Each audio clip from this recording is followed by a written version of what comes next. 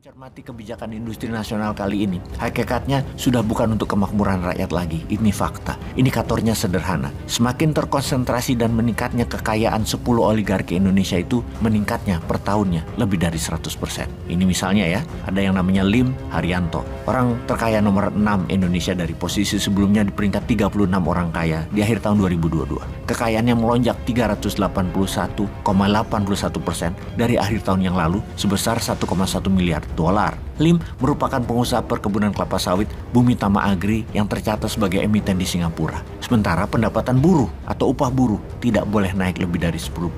Sedih nggak tuh melihatnya? Karena itu realisasi industrialisasi nasional dalam hal sawit harus dimulai dengan mengkelirkan soal tanah atau lebih pasnya soal agraria. Lalu apa yang dilakukan oleh pejabat saat ini? Faktanya lahan sawit ilegal mau diputihkan. Innalillahi. Sebanyak 3,3 juta hektar lahan perkebunan kelapa sawit ilegal yang berdiri di atas kawasan hutan bakal diputihkan. Yang terbanyak adalah milik swasta, bukan milik rakyat. Maksudnya, lahan sawit ilegal ini akan dibuat legal dan taat hukum. Hal ini diungkapkan oleh Pak Menko Luhut yang menurutnya lahan sawit yang berdiri di atas lahan hutan itu sudah terlanjur berjalan dan tidak bisa dicopot lagi. Dalam ketentuan Badan Pengawasan Keuangan dan Pembangunan (BPKP), Pak Luhut memaparkan Indonesia ada 16,8 juta hektar lahan perkebunan sawit, sebanyak 3,3 juta hektar di antaranya merupakan lahan ilegal yang berdiri di atas kawasan hutan.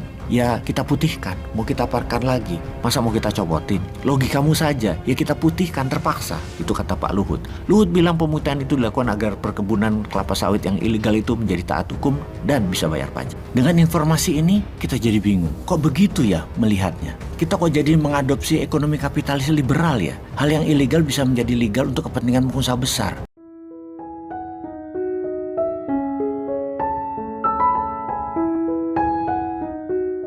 Hilirisasi bagi Presiden Jokowi rupanya menjadi harga mati alias syarat mutlak untuk Indonesia maju. Meskipun digugat WTO, diperingatkan IMF, Indonesia maju tak gentar. Kita juga paham bahwa Indonesia maju itu berarti perekonomian nasional perlu hilirisasi. Tak hanya mineral, perkebunan, pertanian, perikanan, semua bisa dihilirisasi. Begitu kata Pak Presiden Jokowi. Hilirisasi membangun industrialisasi nasional yang kuat juga perlu diingatkan. Rakyat negeri jangan gigit jari. Kita bicara sawit sekarang. Sawit sebagai salah satu sumber pangan dunia dan Indonesia adalah negara penghasil sawit tertinggi dengan total luas lahan sawit di tahun 2022 mencapai 15,38 juta hektar. Dengan rincian perkebunan rakyat 6,37 juta hektar, perkebunan badan negara 0,59 juta hektar, dan perkebunan badan swasta 8,4 juta hektar dengan jumlah yang dihasilkan di tahun 2022 48,23 juta ton. Rinciannya adalah perkebunan rakyat 16,27 juta ton, perkebunan badan negara 2,45 ton, perkebunan swasta 29,50 juta ton. Dengan begitu sawit layak dikonsentrasikan untuk industri hilirisasi nasional. Faktor kunci industrialisasi sawit adalah tanah. Jika Indonesia ingin menjadikan sawit sebagai basis industri nasional, itu sudah tepat. Mengingat luasan lahan sawit yang terus meluas dan membuat ketergantungan negara cukup tinggi ketimbang sektor yang lain yang diambil dari dalam bumi. Jadi sawit memang harus diprioritaskan. Sayangnya mencermati kebijakan industri nasional kali ini, hakikatnya sudah bukan untuk kemakmuran rakyat lagi. Ini fakta. Indikatornya sederhana. Semakin terkonsentrasi dan meningkatnya kekayaan 10 oligarki Indonesia itu meningkatnya per tahunnya lebih dari 100%. Ini misalnya ya, ada yang namanya Lim Haryanto. Orang terkaya nomor 6 Indonesia dari posisi sebelumnya di peringkat 36 orang kaya di akhir tahun 2022. Kekayaannya melonjak 381,81% dari akhir tahun yang lalu sebesar 1,1 miliar dolar. Lim merupakan pengusaha perkebunan kelapa sawit Bumi Tama Agri yang tercatat sebagai emiten di Singapura. Sementara pendapatan buruh atau upah buruh tidak boleh naik lebih dari 10%. Sedih nggak tuh melihatnya? Karena itu realisasi industrialisasi nasional dalam hal sawit harus dimulai dengan mengkelirkan soal tanah atau lebih pasnya soal agraria. Lalu apa yang dilakukan oleh pejabat saat ini? Faktanya lahan sawit ilegal mau diputihkan. Innalillahi. Sebanyak 3,3 juta hektar lahan perkebunan kelapa sawit ilegal yang berdiri di atas kawasan hutan bakal diputihkan. Yang terbanyak adalah milik swasta, bukan milik rakyat. Maksudnya, lahan sawit ilegal ini akan dibuat legal dan taat hukum. Hal ini diungkapkan oleh Pak Menko Luhut yang menurutnya lahan sawit yang berdiri di atas lahan hutan itu sudah terlanjur berjalan dan tidak bisa dicopot lagi. Dalam ketentuan Badan Pengawasan Keuangan dan Pembangunan (BPKP), Pak Luhut memaparkan Indonesia ada 16,8 juta hektar lahan perkebunan sawit, sebanyak 3,3 juta hektar di antaranya merupakan lahan ilegal yang berdiri di atas kawasan hutan. ya kita putihkan. Mau kita parkan lagi, masa mau kita copotin? Logikamu saja, ya kita putihkan terpaksa. Itu kata Pak Luhut. Luhut bilang pemutihan itu dilakukan agar perkebunan kelapa sawit yang ilegal itu menjadi taat hukum dan bisa bayar pajak. Dengan informasi ini kita jadi bingung. Kok begitu ya melihatnya? Kita kok jadi mengadopsi ekonomi kapitalis liberal ya? Hal yang ilegal bisa menjadi legal untuk kepentingan pengusaha besar. Kok gitu ya? Bukannya nawacita Pak Jokowi adalah membagi rata kekayaan alam dan tanah kepada rakyat. Kok sekarang malah memberikan tanah negara kepada segelintir pengusaha? Sedih aku. Pengen deh punya pemimpin yang berani melindungi hutan, mengatur tambang dan perkebunan sawit. Sebab tanah air bukan untuk memperkaya oligarki orang super kaya, tapi untuk memajukan kesejahteraan umum, untuk memakmurkan kehidupan rakyat. Sahabat, kita ini jangan terpesona dengan propaganda pejabat atau suatu pemerintahan dalam media massa atau media utama, juga dalam sosial media, terutama di sosial media tentunya. Kenapa? Karena mudah dikendalikan oleh yang punya cuan atau regulasi. Caranya untuk mengendalikan bagaimana? Isi berita di sosial media harus dibanjiri dengan pujian-pujian terhadap penguasa. Berita harus berisi keberhasilan. Kemudian kendalikan ratusan influencer atau buzzer rupiah yang menggulirkan ratusan berita tadi diviralkan rutin secara harian. Jadi ada 10.000 berita minimum setiap harinya. Algoritma sosial media di suatu negara dikuasai berita tentang pejabat yang berkepentingan. Itu kuncinya. Tentunya karena mereka harus mengatakan yang terlihat baik. Misalnya, GDP nasional Indonesia 1,2 triliun dolar, yang mana Indonesia anggota G20 atau negara 20 terkaya di dunia. Terlihat keren kan? Benar, namun Indonesia itu nomor 16 di dunia. Tidak pernah membandingkan dengan negara yang lain yang terlihat miskin seperti India yang populasinya 5 kali Indonesia. Kita tidak pernah dibandingkan begitu di berita nasional. Padahal India GDP nasionalnya 3,6 triliun dolar alias 3 kali kekayaan nasional Indonesia. India adalah negara nomor 5 di dunia kekayaannya saat ini. Ada puja-puji yang mengatakan di tahun 2050 Indonesia itu nomor 5 kekayaannya di dunia. Nah, India nomor berapa di tahun 2050? Kok nggak disebut? Nomor 2. Sekali lagi, kok nggak dikabari hal itu? Yaitulah yang disebut selected information. Informasi yang dipilih yang menguntungkan dan terlihat keren untuk diri seseorang atau untuk suatu kepentingan. Di tahun 2050, nomor 1 Tiongkok diperkirakan GDP nasionalnya 50 triliun dolar. India nomor 2, 40 triliun dolar. Kemudian Amerika nomor 3, 35 triliun dolar. Indonesia 5-6 triliun dolar. Jauh dibandingin India dan Tiongkok.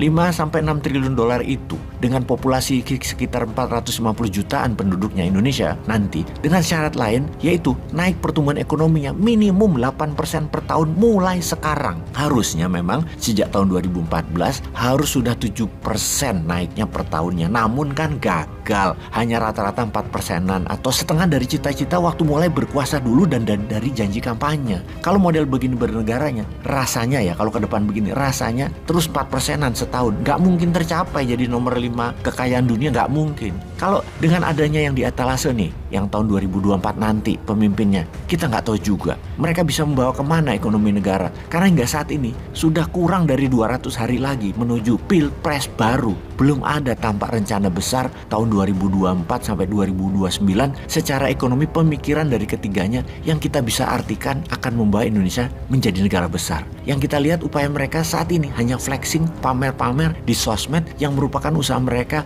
bagaimana supaya menang. Urusan mengelola negara nanti bagi-bagi roti aja di antara pendukung partai dan tim ses. Negara ke arah mana tumbuhnya? Teuing, kumaha engke lah.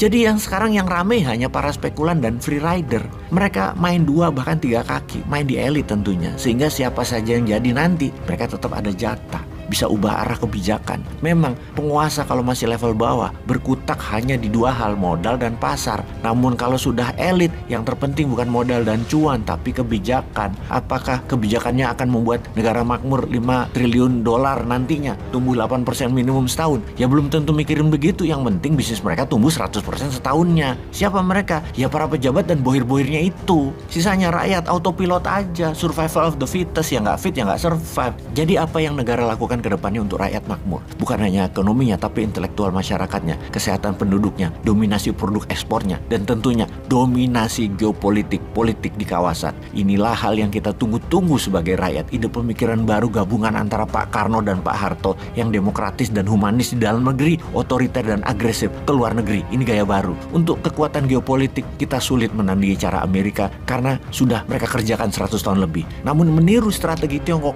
itu lebih bisa. Tiongkok baru memainkan perannya ke luar negeri belum ada 15 tahunan terakhir. Awal itu muncul dari kekhawatiran mereka. Yang pertama dikenal dengan sebutan Malaka Dilema, kebingungan Tiongkok kalau Selat Malaka dimainkan Malaysia dan Indonesia. Tapi syukur dua negara itu sudah di tangan mereka dan mereka sudah caplok dua negara itu dalam 15 tahun terakhir. Malaysia agak lepas dari Tiongkok akhir-akhir ini karena kaki tangan Tiongkok di Malaysia, Najib Razak, sudah digulingkan, yang mana sekarang Anwar Ibrahim adalah pendatang yang punya ideologi Melayu yang kuat yang akan membawa Malaysia seperti gabungan antara Mahathir dan Lee Kuan Yew. Cara Tiongkok tuh lebih halus pastinya di Indonesia. Karena itu Indonesia bisa menirunya karena telah paham menjadi bagian dari Tiongkok. Dengan lebih kurang 10.000 triliun rupiah Tiongkok diuntungkan dari Indonesia dalam 10 tahun terakhir. Kita ingatkan Tiongkok itu soft power. Kasih apa yang sebuah negara terutama impian pejabatnya butuhkan. Namun ambil yang tidak diketahui rakyat. Mengambil sumber daya alam Indonesia digaspol dalam 10 tahun terakhir ditukar dengan hutang infrastruktur dan lain sebagainya. Kan aneh ya, harta utama kita diambil yaitu sumber daya alam, lalu kita dikasih harta kebendaan, kereta cepat, jalanan dan lain sebagainya, tapi hutang. Jadi tekor dong. Tapi ya nggak apa-apa, itu bisa kita lakukan nanti di negara kawasan. Kita balas ke negara bodoh lainnya di bawah kita. Kan kita mau meniru Tiongkok, kita bisa lakukan ke 14 negara selatan Pasifik misalnya, atau ke beberapa negara ASEAN duluan misalnya. Kita pura-pura kasih infrastruktur pelabuhan, bandara, tetapi kekayaan alam, fosfat untuk pupuk Indonesia ambil dari negara-negara kepulauan Pasifik. Lalu kita ambil ikannya, intinya kekayaan yang kita tidak miliki tapi punya nilai pasar besar seperti nikelnya Indonesia yang ditiongkokkan. Pasti negara Pasifik Selatan ada juga yang kayak itu jenisnya. Pokoknya tiru Tiongkok deh. Lebih alami kita menirunya ketimbang cara Amerika. Apalagi pakai cara Rusia yang pakai Shadow Army Wagner. Orangnya anda kita, bos.